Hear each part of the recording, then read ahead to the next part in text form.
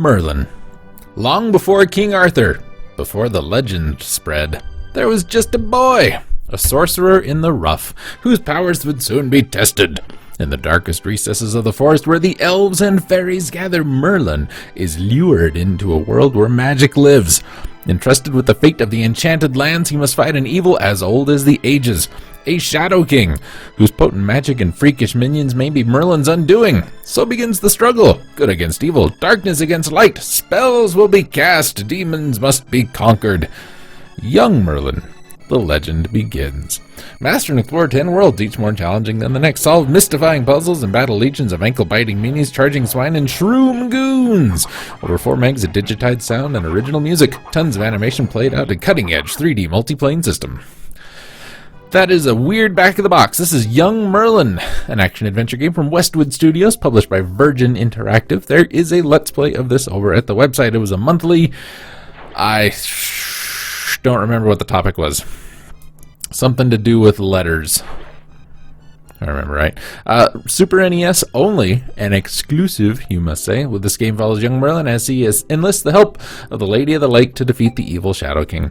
It was praised. There's like 3 sentences for all of this. Praised by N-Force, who gave it a 92%, described it as the next Zelda. EGM commented that it strikes a good middle ground between fast action and slow RPGs. Levels are huge, controls good, graphics are up to the Virgin par. They gave it a 7.6. GamePro praised the controls and graphics, but remarked that the game lacks challenge and involves too much walking. They summarized the game as a magical, whimsical ride that proves to be more funny than it is challenging, and a fun and entertaining sidebar to more serious RPGs. I thought the game looked good. Virgin games usually do. So this looked really good. It sounded really good. I felt like it controlled really sluggishly. All the walking back and forth was a big thing for me. And while the game isn't challenging, it is difficult. There's a lot of things that just outright mess you up in one hit, and I don't love that that happens. There's a lot of ways to die just because you don't know, and usually I'm okay with games that, make you have to learn what you can and can't do. But in a game that's as big and sprawling and slow moving as this, I really don't like how it works. But that is it, and there you go.